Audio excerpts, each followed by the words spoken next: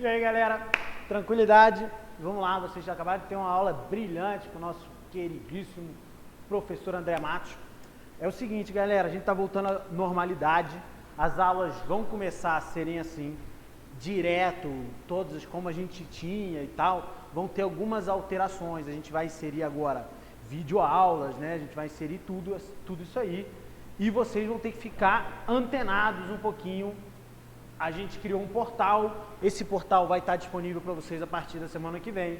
Todo mundo vai acessar e vai ser mais possível para mim ter o controle, para eu ter o controle, né? Perdão, de como, se vocês estão assistindo, como que estão sendo as aulas e tal, qual é a presença de vocês. Isso aí, tem muita gente faltando, mas eu quero saber quem, mesmo faltando, está assistindo o vídeo. Tudo bem? Fora isso, a gente vai aumentar, vai ter que dar uma aumentada aí nas listas e tudo isso, vocês sabem, né? Agora, o importante de vocês saberem é o seguinte: o professor André Matos hoje deu uma aula aqui que ele não daria em lugar nenhum, certo? Ele nunca falaria dessas coisas, teorema de Menelaus, teoremas de Serva, em outro cursinho. Pô, mas Tito, isso é inútil. Não, não é. Eu estou repetindo isso para vocês por quê?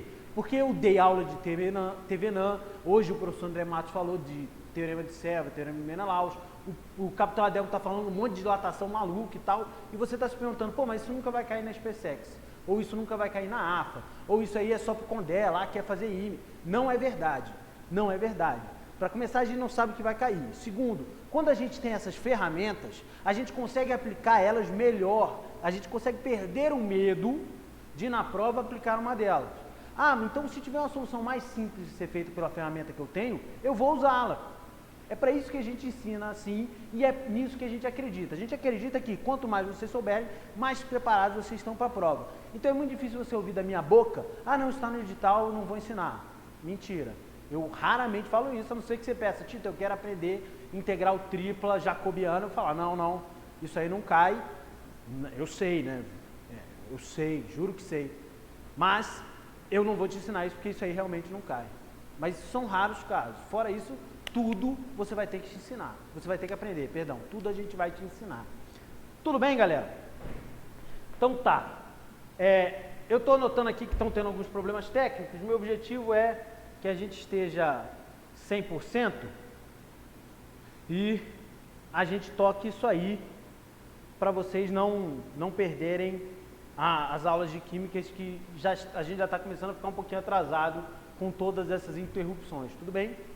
Maravilha. Fiquem em casa, se cuidem, mas não deixem de estudar. Esse final de semana a gente vai ter o simulado em 2 dias. Eu vou perguntar para o capitão Adelmo se ele vai dar aula no sábado de manhã, que ele disse que estava querendo dar e tal. Se ele for dar aula, vai ser sábado à tarde e domingo de manhã. Se ele não for dar aula, a aula dele vai ser de manhã, né? E o simulado seria à tarde. Se ele não for amanhã de manhã, 7h30, eu mando para vocês fazerem das 8 ao meio-dia, o primeiro dia, e vou enviar o gabarito para vocês preenchem também. Ou imprime e preenche, ou preenche lá, arruma um editor de PDF lá e faz as bolinhas em cima e me manda. Tudo bem? Mas então tá, galera, vamos tocar lá. O que eu queria ver com vocês, que a gente não viu até agora, e é muito importante, é a questão dos números quânticos, estado fundamental e estado excitado. Ou seja, é a continuação de distribuição eletrônica. Já sei que vocês adoram o giz rosa e o giz vermelho, então vou tocar em usar os outros gizes. Então, vamos lá. Primeiro, o conceito que a gente agora que já sabe, nível, subnível, né? Todas aquelas orbital. Vamos dar uma analisada no que é o estado fundamental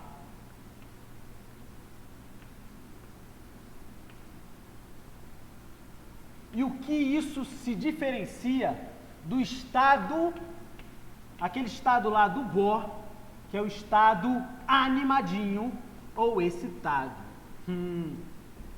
Beleza, galera? Então tá, vamos lá. Estado fundamental.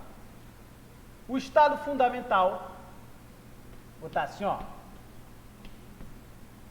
é quando o átomo apresenta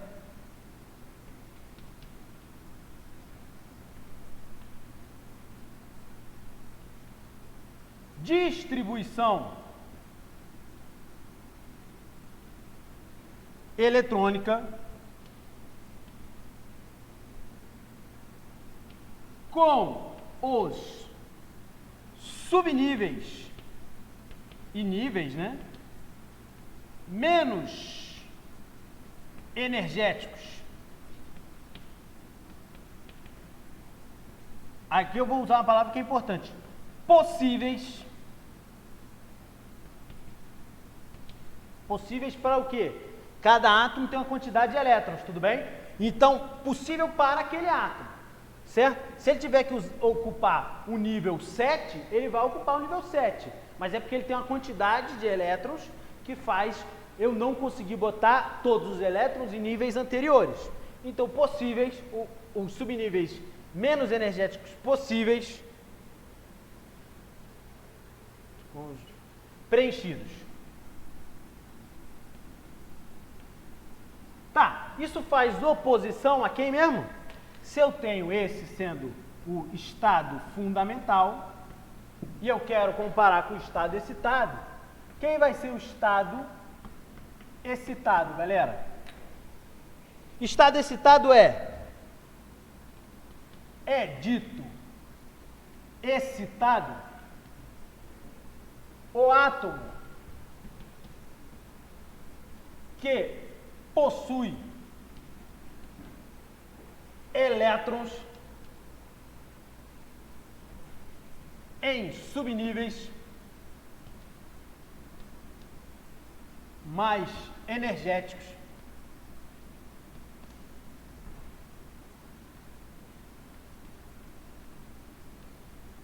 que algum qualquer subnível não preenchido.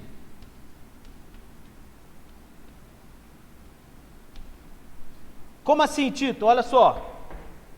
Vamos dizer lá o hidrogênio, certo? O hidrogênio a gente sabe que ele tem um próton, certo? Ele pode ter um próton, um nêutron ou dois nêutrons, né? É o que a gente chama de hidrogênio. Que hidrogênio é esse aqui? Que hidrogênio é esse aqui? Que hidrogênio é esse aqui?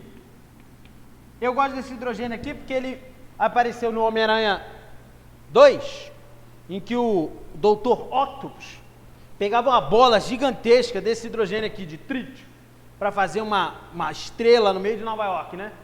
O dia que o maluco tiver uma bola desse tamanho aqui de trítio no sistema solar, eu vou falar para ele, top, cara, você conseguiu. Porque para fazer uma bola desse tamanho de trítio, pesado para burro, o cara não vai encontrar isso só no Sol. Se ele for ao Sol, talvez ele encontre, mas beleza. Esse cara é o trítio, deutério, e esse cara aqui é o hidrogênio mais comum, certo? Com só um próton. Agora, se eu tenho esse cara, qual é a distribuição eletrônica dele? Todos esses caras têm a mesma distribuição eletrônica, porque todos eles vão ter o mesmo número de prótons e, consequentemente, o mesmo número de elétrons. Mas vamos fazer a distribuição eletrônica de um hidrogênio convencional. Como é que fica esse cara? Se eu só tenho um elétron, fica 1s1, concorda? Top. Se é 1s1, calma aí que tem gente falando aqui. Se é 1s1, esse cara aqui é o estado o quê? Esse é o subnível menos energético de todos. Então esse cara está ocupando o subnível menos energético possível. Tranquilo? Maravilha. Agora, se eu tiver o hidrogênio com a distribuição eletrônica, por exemplo, 1s0, 2s1, ou seja, o elétron dele foi lá para o nível 2. Este cara aqui, ó, está no seu estado fundamental, enquanto este cara aqui está no estado excitado. Tudo bem? Esse é o exemplo básico, isso aí que eu quero que vocês compreendam no presente momento. Tranquilo? Então tá, antes da gente falar um pouquinho mais sobre distribuição eletrônica, né? E sobre as regras que a gente vai usar para fazer melhor a alocação de elétrons, né? O que a gente precisa saber? Vamos fazer uma revisãozinha do que a gente viu. Laranja é top. Vocês viram o azul? Respondam aí. O azul o coronel usou o azul, né? Depois eu vou dar uma usada no azul aqui também. Mas vamos lá. A gente já viu nível, subnível, todas essas coisas, e a gente viu o que esse átomo era no átomo moderno. Mas como é que fica esse cara hoje? Como é que a gente vai analisar isso para a nossa prova? A gente vai ter o que a gente chama de números...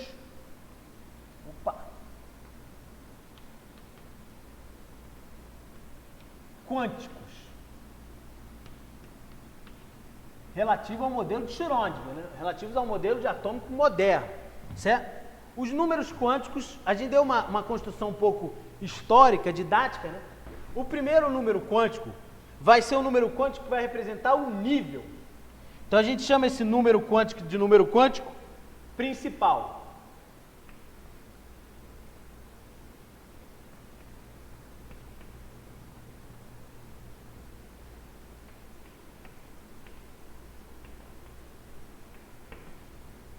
Esse cara, número quântico principal, também representado pela letra Nzinho, aqui a gente tem que escrever um pouquinho mais caprichado, né?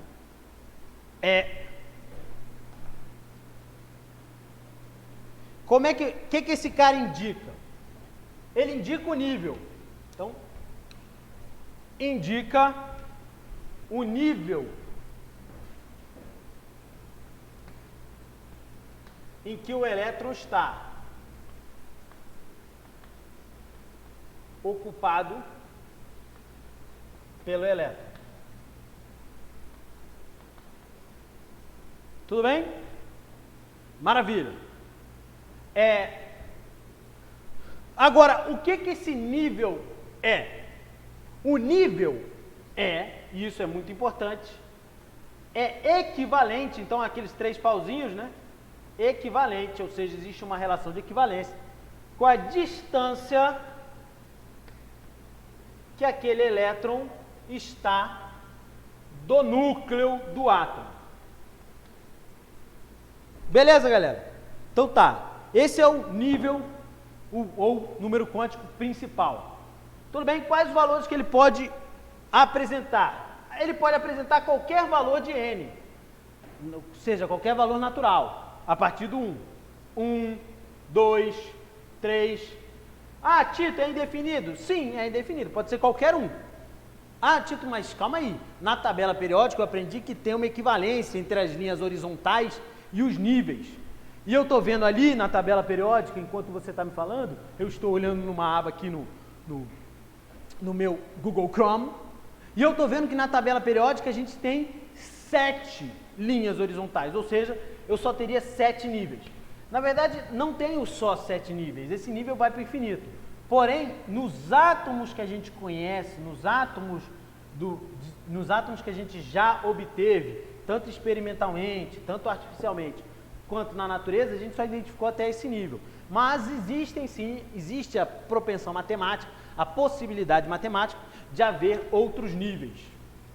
Certo? De haver outros níveis ou de haverem outros níveis? De haver outros níveis, né? É oração sem sujeito.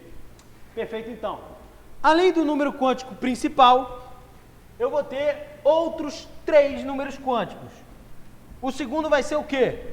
Vocês se lembram? A gente já até falou um pouquinho deles.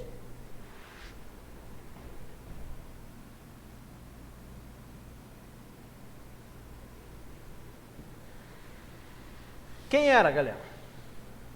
Desculpa estar olhando o celular, eu estou conferindo aqui se vocês estão mandando alguma coisa, só para a gente fazer um pouquinho mais interativo. Mas tranquilo. O segundo número quântico é o que a gente chama de número quântico. Ah, Tito, se aquele é o principal e o segundo é o número quântico secundário. É o número quântico secundário. É sim? Na verdade é. Número quântico secundário. Mas esse nome não me diz de onde ele veio. E eu disse para vocês que ele tem uma relação interessante com aquele modelo lá do quem mesmo? Do Sommerfeld, né? Que era o quê? O modelo tinha de interessante? Tinha umas novas órbitas, né, os novos formatos, a distância média, que era o nível, continuava o mesmo, só que eles tinham novos formatos, eles tinham umas novas direções de órbitas, que eram aquelas órbitas elípticas. Então esse número quântico que veio daí, certo? Hoje chama-se número quântico secundário ou de direcionamento azimutal. Qual é o azimute? Qual é a forma? A representação, a letra que representa esse cara é um Lzinho assim, tudo bem? Maravilha, perfeito. Agora sim, secundário não diz nada. Agora, azimutal diz. Esse número quântico aí indica o que, galera? Ele indica, Tito, para o Sommerfeld ele indicava o formato da órbita. Não era isso? Para esse aqui é quase isso. Porém não é órbita, é o orbital. Vocês entenderam de onde veio o L? O L é porque inseriram esse L aqui. Não, nada a ver. Certo? Mas beleza, fica mais fácil de vocês se lembrarem. Se aqui tem L, é o orbital e não órbita. Tudo bem? Então indica o formato do orbital. Como assim, Tito? Olha só. Se eu tiver esse cara pode assumir quais valores mesmo? A gente tinha lá os orbitais, eu tenho vários tipos de orbitais. Eu tinha o orbital S, que era a esfera, né? Tenho, que era a esfera. Eu tinha o orbital P, que tinha um orbital P, era um duplo lóbulo assim, né? Esse cara também é tridimensional.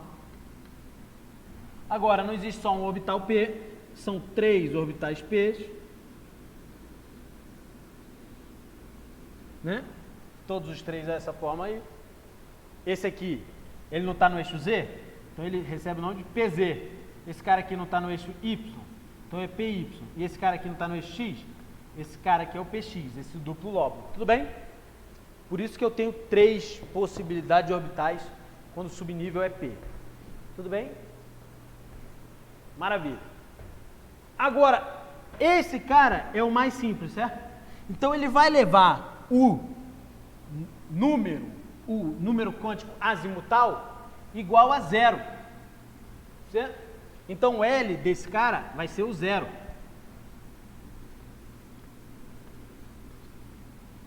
Se o orbital for P, o formato for P, o L vai ser 1.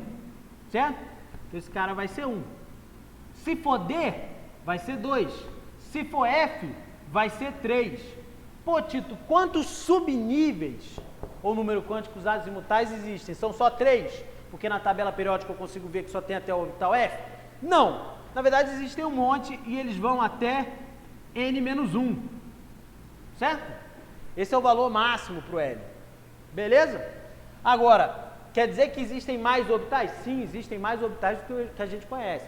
Existe a estrutura para o orbital G, a estrutura para o orbital H, certo? E o orbital G, inclusive, já caiu numa prova do IME, foi uma questão interessante. Eu acho até que teve uma questãozinha de julgar itens da SpaceX, mas bem, bem do final dos anos 90. Tem que dar uma procurada aí para trazer isso para vocês. Mas beleza, vamos lá. Tenho isso. Esse é um número quântico secundário ou número quântico azimutal. Vamos apagar logo os 2 quadros.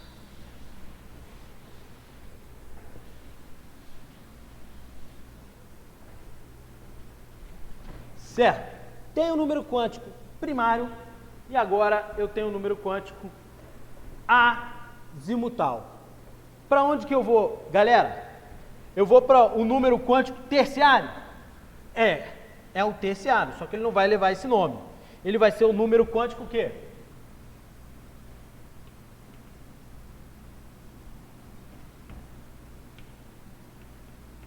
Se lembra que eu disse para vocês? Não existe diferença energética, por exemplo, no orbital P. Não existe diferença entre diferença energética entre o orbital X, o Y ou o Z, o PX, o PY ou o PZ, certo? Não existe. Então, mas o que eu posso fazer para ter diferença? Se eu botar um campo magnético numa direção, por exemplo, aqui, ó, um campo magnético na direção Z, para cima aqui. Aí sim o orbital Z vai ser o orbital menos energético. Então, a partir do momento que eu notei isso, existe uma diferenciação nova, um novo número quântico. E esse número quântico não serve interferência de um campo magnético, então ele vai ser chamado de número quântico magnético. Representado pela letra M de magnético. Tudo bem, galera? Maravilha. Se o número quântico primário indica o nível, a distância para o núcleo, o número quântico secundário, o formato do orbital, o que o número quântico magnético vai indicar? Ele não indicou que o Z é o menos energético? Então, se eu assumir, aqui talvez seja o M o quê? O menor M possível, porque é o menos energético é o Z. Certo? Então, depois esse cara aqui é o próximo M. E esse cara aqui é o próximo. Ou seja, o que eu vou ter aí, galera? Hein? O que eu vou ter? Vou ter números quânticos de quê? Pensa. O que ele vai indicar? Se ele tem um número quântico associado à posição aqui, ele vai indicar não um formato com nenhum número quântico secundário, mas vai indicar qual o orbital ocupado pelo elétron. Tudo bem? Maravilha. Agora, quais valores que esse cara pode assumir? Se eu tenho o orbital S, eu disse para vocês, a gente comumente representa os orbitais por um quadradinho, não era? Que fica mais fácil. Aqui eu posso botar 2 elétrons, certo? Se eu tenho o orbital P, eu vou ter 3. Certo? 3 possibilidades de quadradinho, ou seja, 3 orbitais possíveis. O D já vão ser 5.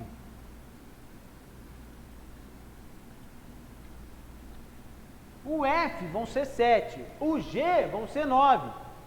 Ou seja, esses caras são sempre os números ímpares. Aqui o L não era 0? Aqui o L não era 1? Aqui o L não era 2? Como é que eu faço para gerar ímpar a partir desse L aqui? Vocês concordam que eu posso dizer que esse cara aqui, ó, o M, é só um valor? Opa, um valor, 0. Ou seja, ele só tem o valor de L. Tito, então esse M aqui do meio também vai levar o 0, sim. Porque vai ser 1. Agora, ele pode ir para o lado, né? M vai ser 1. 1 e 1. E aqui? Para diferenciar, menos 1. Analogamente aqui, 0, 1, menos 1, menos 2 e 2. Certo? Ou seja, se eu tenho L, o meu número possível de M's, certo? Vou botar assim, ó.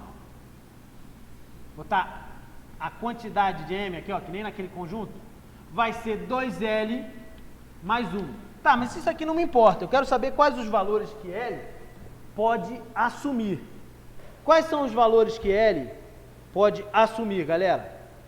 O L pode ser...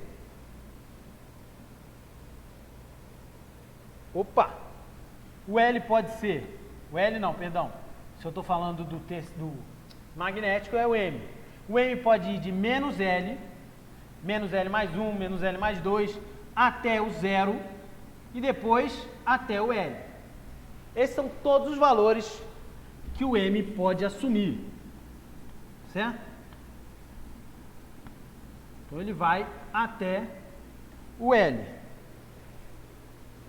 Certo? Falaram aí que estão dando...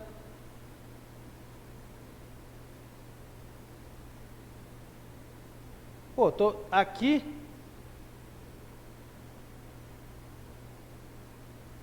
Aqui tá saindo normal, galera. Eu tô com o vídeo aqui, eu tô vendo. Tá saindo normal. Vocês... Deu alguma merda aí? Caralho, não é possível.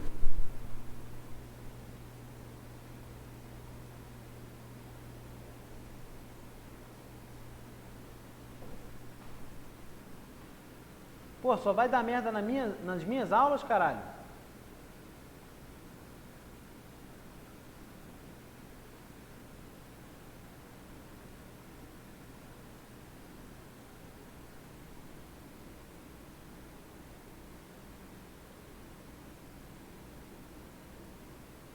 Não, não, é maldade isso. Caralho.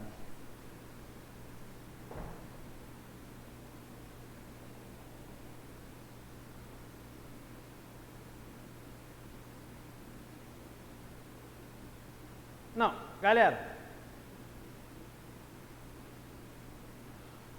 Vamos lá. Tranquilo. Eu estou em número quântico magnético. Vamos seguir para o número quântico de spin. Eu estou vendo aí que está dando problema, que a transmissão não tinha iniciado. Pô, que droga. Depois eu posto o comecinho dessa aula aí. Vamos terminar essa parada. Peguem um pouquinho aí do que eu falei. Já eu estou em número quântico magnético. Acompanhem lá a nota de aula. Ou seja, agora, esse cara também, ele é chamado em geral de M, mas ele pode receber um Lzinho aqui, porque ele tem muito a ver com o valor do número quântico azimutal. Beleza, galera? Tranquilo. Vamos lá. Então, esse cara aqui indica qual o orbital. O último número quântico que a gente falou também tem bastante a ver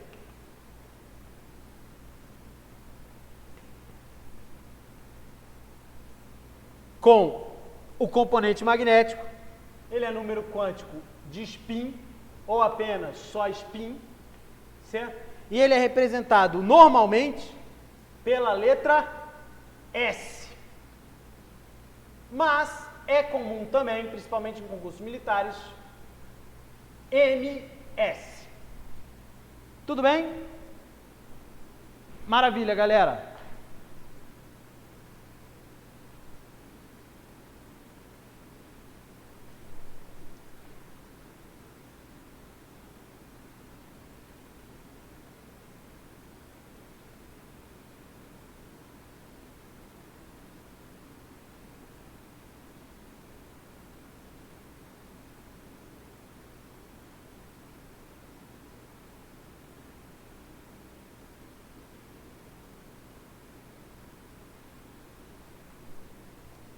Perfeito, então.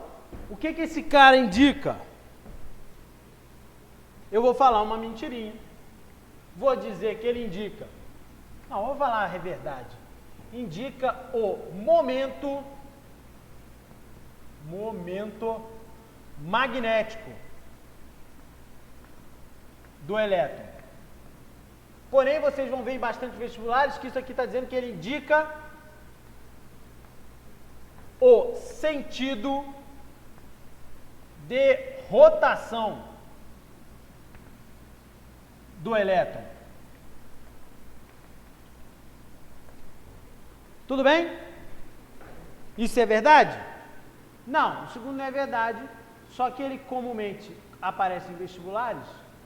É importante a gente estar aí com esse pensamento na mente. Tranquilidade, galera? Então, vamos lá. Seguindo, esse cara aqui, quais são os valores que ele pode assumir? Eu vou ter aqui um elétron, certo? Eles dizem que se eu tenho um eixo, esse elétron pode rotacionar no sentido horário ou no sentido anti-horário e vai criar um norte ou um sul magnético, um momento magnético, um vetor momento magnético. Então tá, quais valores que esse cara pode assumir? Se ele só pode se rodar em dois lados, ele só pode assumir dois valores. A gente, então, comumente chama esse cara, esse MS, de menos 1 sobre 2 ou mais 1 sobre 2. convenção de qual dos dois é o primeiro, mas a gente não diz exatamente qual é. Tudo bem? Comumente a gente põe o menos 1 sobre 2 como primeiro, por ser o menor valor, então indicar que é menos energético. Tudo bem? Maravilha. Vamos lá, galera. Agora, Tito, o que isso quer dizer? Digamos que você tem um elétron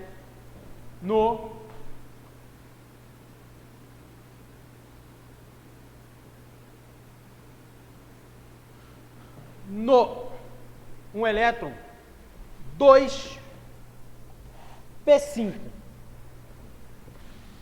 certo? Então, a distribuição eletrônica do orbital 2p com 5 elétrons. Putz, vocês odeiam essa cor. Deixa eu botar o amarelo. Tudo bem? Maravilha.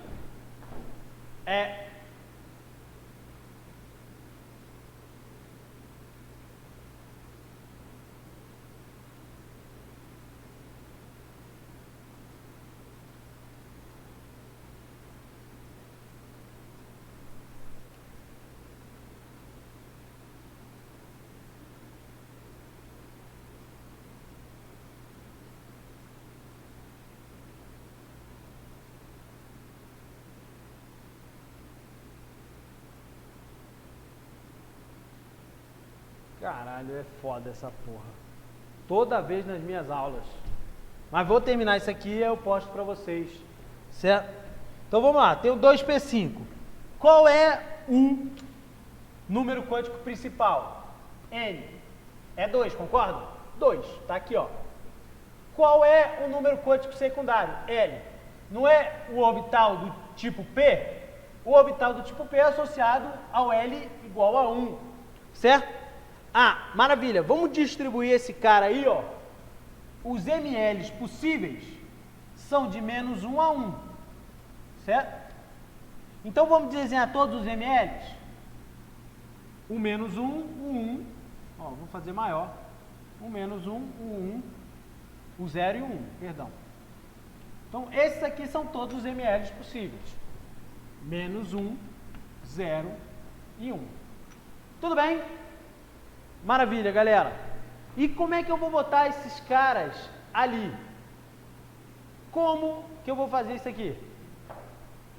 Quero botar os 5 elétrons, concorda? Então vamos botar. Dentro de cada orbital desse, eu tenho um número quântico de spin, ou seja, 2 valores que eu posso assumir. Então eu vou botar esses 2 valores, certo? Se eu tenho 5, esse cara vai ficar desse jeito aqui, ó. Tudo bem? Alguém que está assistindo isso aí, pô, Tito, esse cara aqui, ó. Oh, pô, usei o rosa de novo. Vou usar o azul. Vamos ver se o azul vocês conseguem ver. Esse cara vai ser o menos 1 sobre 2. E esse próximo cara aqui, o segundo, vai ser mais 1 sobre 2.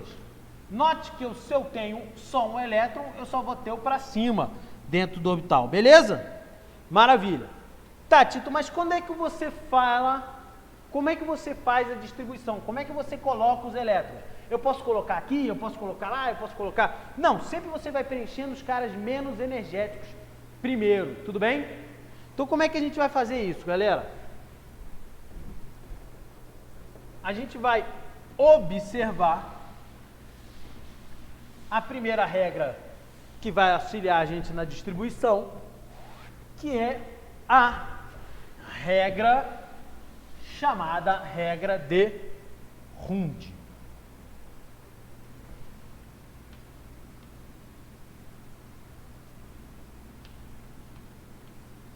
Certo? Regra de Hund, também conhecida como regra do Hund cada vez. Certo? Como assim, Tito? O que diz essa regra? Essa regra diz o seguinte: todos os orbitais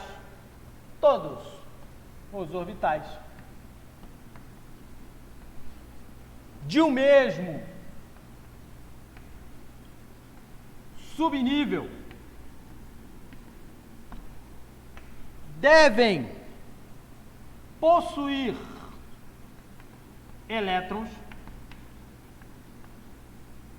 antes que um deles esteja completamente preenchido.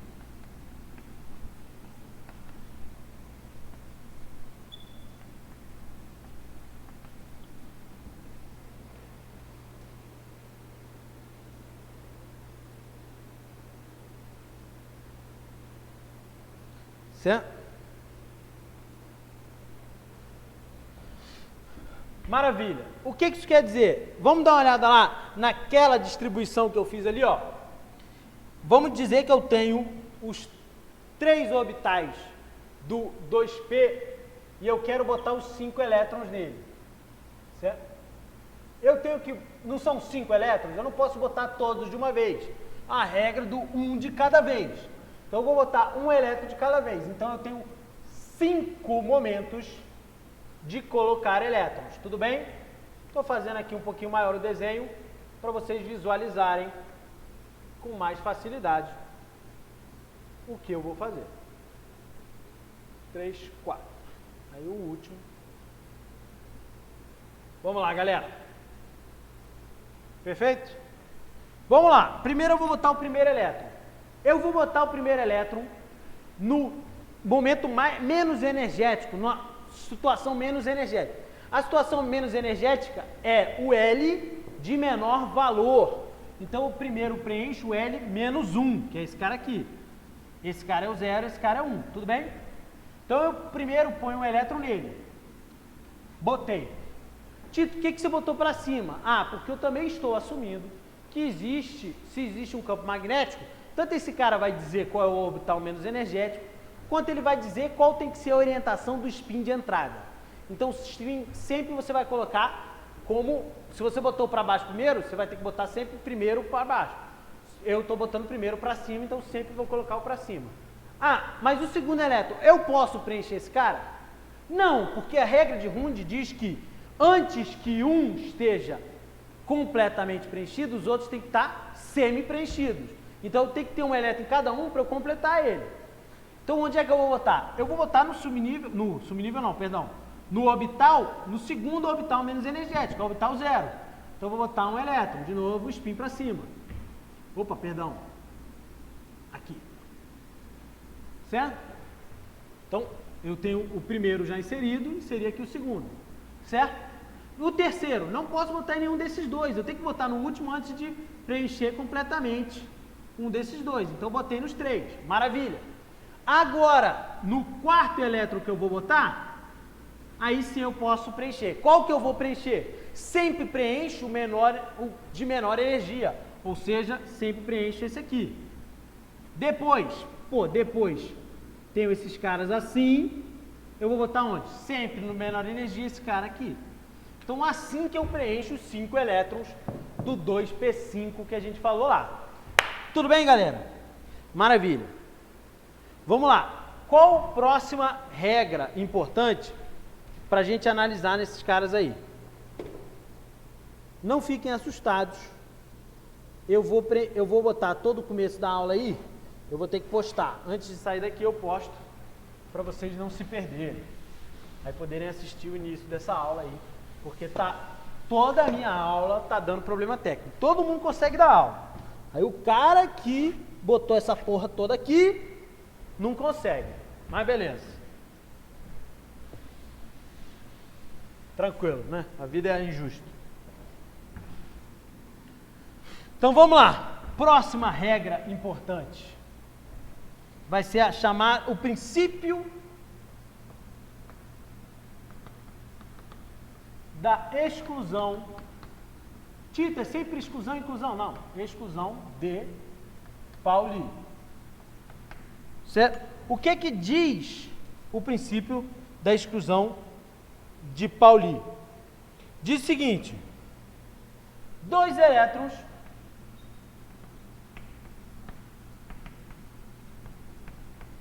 em um mesmo átomo nunca quase que eu ponho acento em nunca, possuirão os mesmos 4 números quânticos. Tito, como assim? Ah, eu vi lá que não pode, mas eu não entendi muito bem por que não pode ter. Vamos lá? É só a gente pensar. Se eu tenho N, eu sei a distância para o núcleo, então eu sei o nível do cara, o nível que o elétron está, concorda?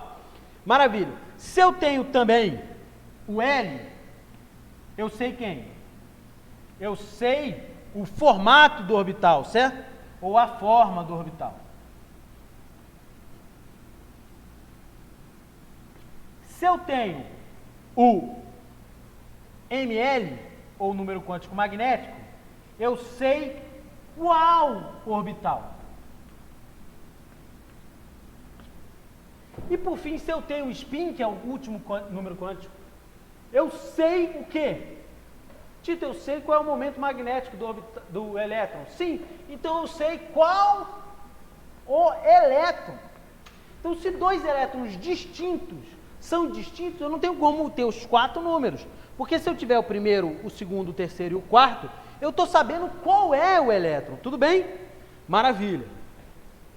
Perfeito, então. Tá. Dito isso, é importante a gente ter, além das distribuições eletrônicas lá, que a gente fez nas últimas aulas,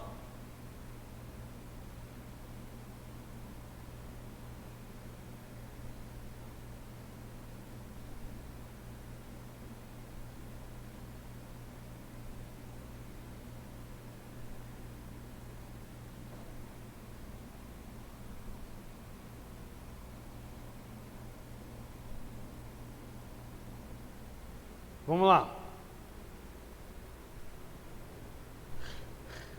A gente precisa ter ciência de uma coisa muito importante, isso aqui já caiu em todos os vestibulares militares que cobram química, certo? Que é as ditas distribuições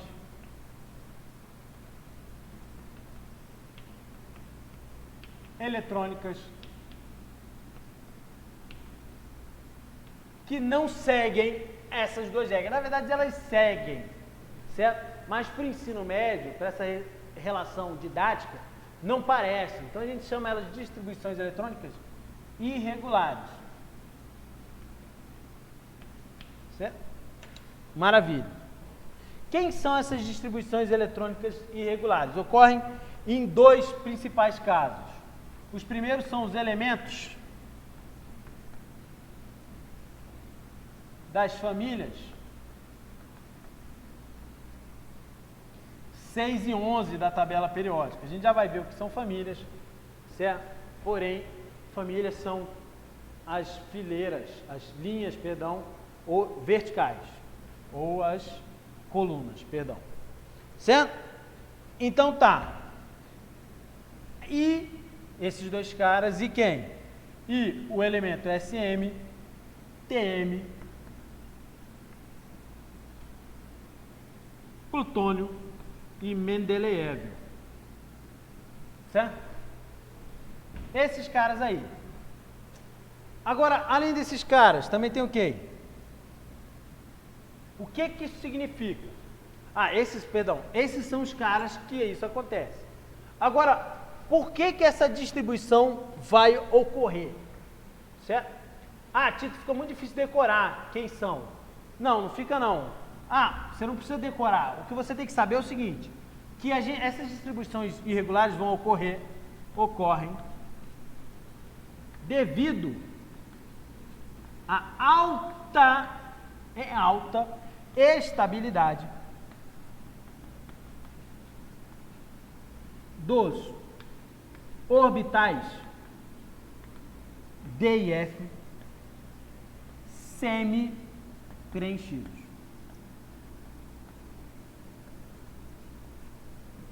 Tudo bem? Maravilha. Como assim, Tito? Olha só.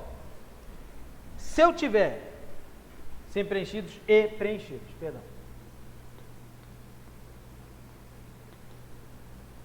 Como assim, Tito? Olha só. Se eu tiver o D5, esse cara é muito estável. O D10 também. Se eu tiver o F7, esse cara é muito estável. E o F14 também. Esses caras são tão estáveis que eles fazem algumas condições serem mais adequadas, menos energéticas, que não o convencional que a gente vê aplicando o diagrama de Linus Pauling e as leis de Hund, a regra de Hund e o princípio da exclusão de Pauli, certo? São eles. Vamos dar uma olhada aqui no cobre. Tem um símbolo muito legal, depois vocês dão uma lida aí. Esse símbolo, putz, estou usando o rosa que vocês odeiam. Vou usar o azul que vocês devem odiar com força também. Certo? Porque o azul aqui nem eu consigo ver direito. Então, vou fazer a distribuição eletrônica desse cara, certo? Vamos lá. Primeiro, esse cara tem 1s2, 2s2, 2p6, 3s2, 3p6, 4s2. Aí, por final, eu tenho 3d9. Fiz a distribuição de acordo com tudo que eu conheço. E esse cara aqui, ó, está, aí sim eu vou escrever de vermelho, porque é só uma palavra, errado. E vocês têm que tomar cuidado com ele. Por quê? Porque, como eu disse para vocês, o D10 é muito estável. Então o que ele faz? Esse cara é muito mais instável do que se eu tiver o D completamente preenchido e faltando um elétron nesse cara aqui, que é o último, é o subnível mais energético, tudo bem? Então, a distribuição de verdade do cobre vai ser quem? Vai ser igualzinha esses caras todos aqui, ó. Só que ao invés de no final eu ter 4s2, eu vou ter 4s1 e 3d10. Tudo bem? Tito, como assim? Então, se eu tiver um NS2, N-1, que é esse cara aqui, ó, N é 4 e o N-1, D, 9, na verdade esse cara não é isso. Esse cara vai ser o NS1, N-1, D10. Analogamente para todos os outros casos, se eu tiver NS2, N-1, D4, na verdade esse cara vira NS1, N-1, D5. Se eu tiver NS1, S2, perdão, N-2F6, esse cara vai virar NS1, N-2F7, sempre preenchido. Se eu tiver NS2, N-2F13, na verdade esse cara não é isso, esse cara é NS1, N-2F14. Tá, Tito, onde que esse cara já caiu nos vestibulares militares? Quais eram os caras que caíram nos vestibulares militares? Eu vou escrever todos os caras aqui para desencargo de consciência. Todos os caras que caíram no vestibular militar são, aquele cara lá é o mais famoso, porém, o cromo é também, o cobre são os que dois mais caem. Já caiu esse aqui que o nosso presidente adora, nióbio. Esse cara aqui que eu me esqueci o nome. Tecnécio, já caiu. O rutenfórdio já caiu também. Esse cara aqui, outro que eu me esqueci o nome. Esse cara aqui, quem é? Dê uma pesquisada aí. E a prata? Tudo bem? Perfeito. Desses caras aqui, o único que, pô, cara, não dá para você dizer com certeza que ele tem uma distribuição eletrônica irregular, é o tecnécio. Caiu na prova do ITA e era mentira. O ITA considerou que é verdade, esse cara tem uma distribuição irregular. É porque a gente, sintetizando esse cara, a gente pegou ele com uma distribuição diferente. Mas a gente não sabe se, naturalmente, esse cara apresenta isso aí. Então esse cara aqui, ó, é artificial. Então, de verdade mesmo, ele não é. Porém, se cair na prova do IME e do ITA, você marca que é. Galera, é isso aí por hoje. Era isso que eu queria ver com vocês. Espero que vocês tenham aproveitado bastante essa aula. Eu queria avançar um pouquinho mais, só que eu estou notando aí problemas técnicos e a audiência já está caindo na nossa aula. Eu vou uploadar tudo que eu gravei aqui para vocês poderem assistir. Eu espero que eu nos próximos minutos consiga fazer isso. Tudo bem? Então, galera, até amanhã, e amanhã vamos fazer o simulado, que é importante pra gente. Tudo bem? Tamo junto, um grande abraço.